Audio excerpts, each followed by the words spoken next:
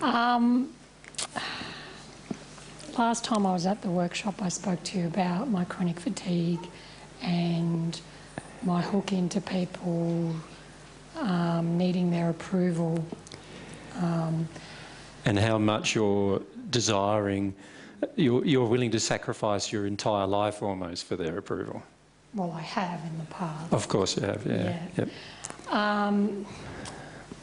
Now I sort of feel like I'm being physically attacked sometimes by spirits, because I have days when I just deteriorate so dramatically and so quickly.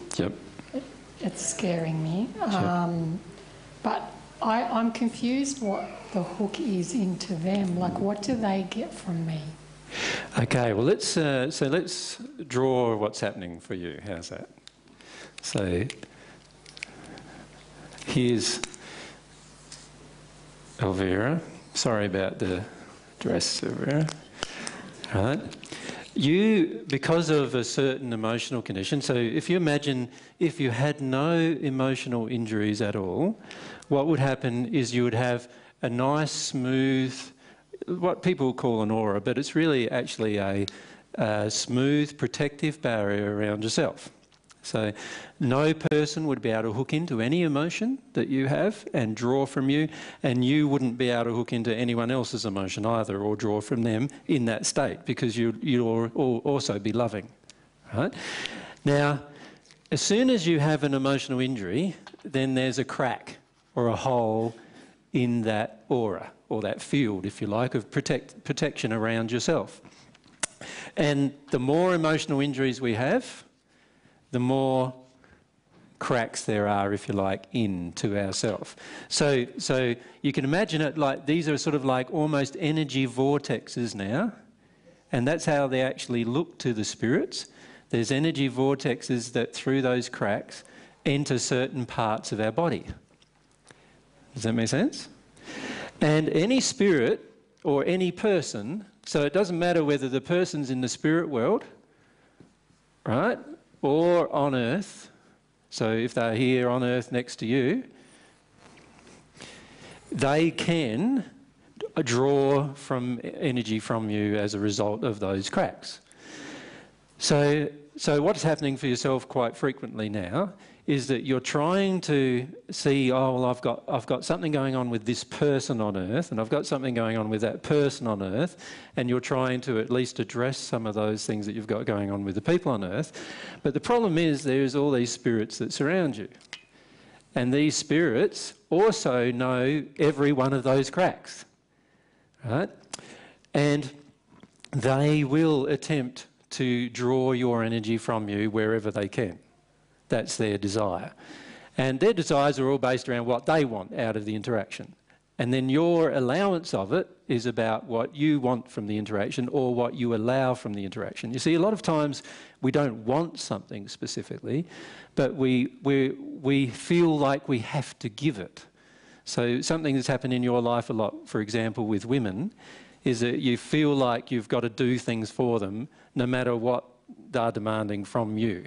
So that's one of the emotional holes, if you like. So if I was a woman in the spirit world, I would see that hole and I'd go, all I've got to do is pressurise Elvira a bit, and she'll automatically allow me to draw from her emotionally.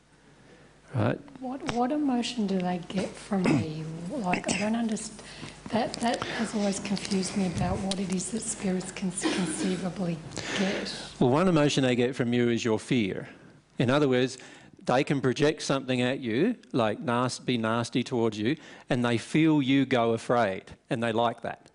Because what that does is it gives them a feeling that they're more powerful than you.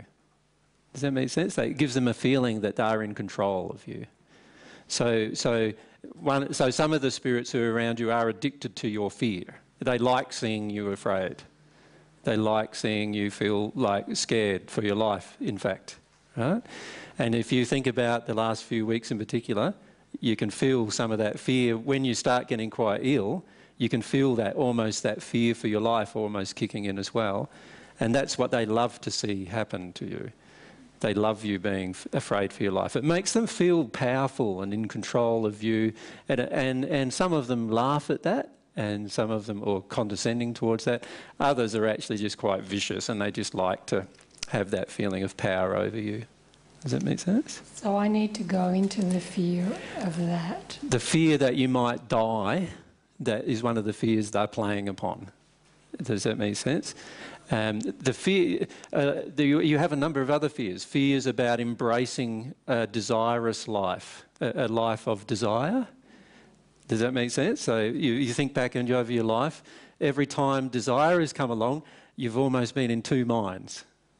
Because, or if I could say it more like what it really is, you really have two feelings that are almost opposing each other. One is, I would love to follow that desire. The other is, I'm scared as hell about that desire, about following that desire and where that's going to lead me.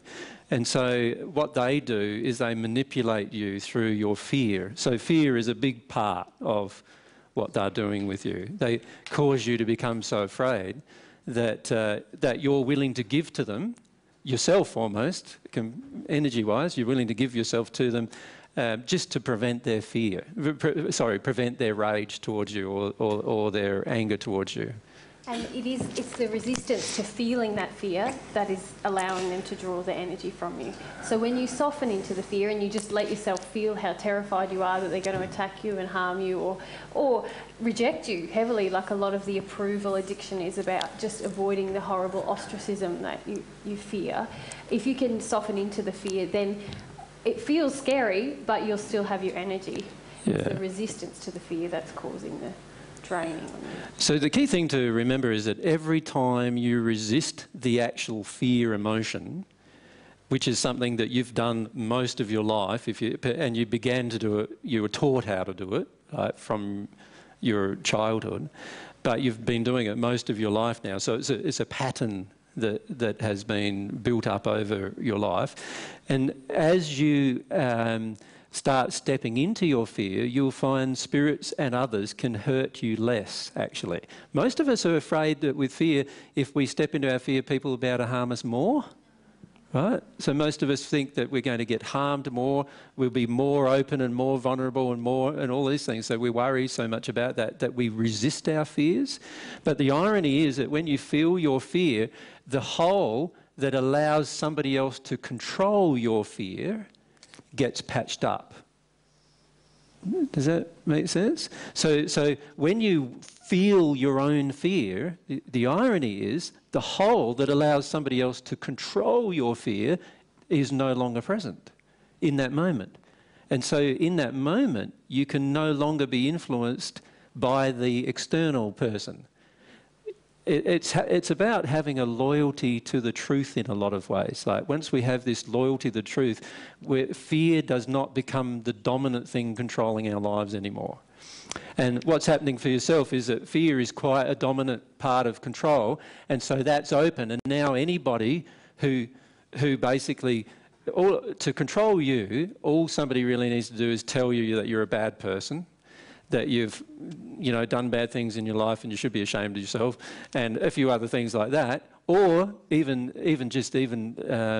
like less blunt than that, in this interaction you're not being nice to me, and all of a sudden you will feel like you've done the wrong thing and have to be nice. Does that make sense?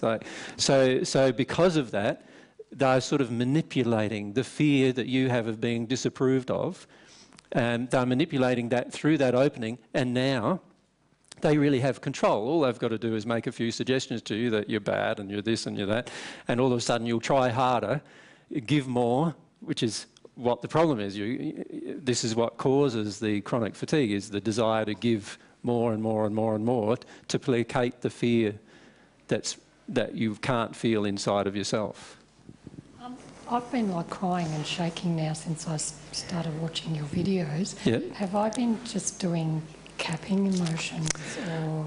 Well, the other problem you face, Vera, and it's going to take a little bit of time for you to work through this, is you also have surrounding you a group of women spirits, right, who are very, very afraid. And they feel your fear and they commiserate with it. In other words, they feel like don't you go and feel your fear.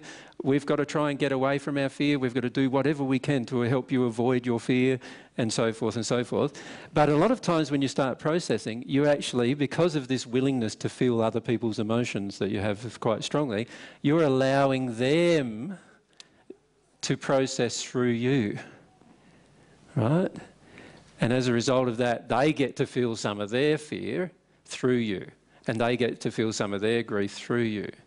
And this is because at the moment, it's very hard for you to determine what is the end of you and what's the beginning of another person. Does that make sense? They almost feel, at the moment, like they're you, even. That's how close they are to you. They almost feel like they are you. And so a lot of times you're very willing to feel their emotions, but also avoiding your own in that moment. So you'll be crying, but actually, and to be frank, many people are doing this still.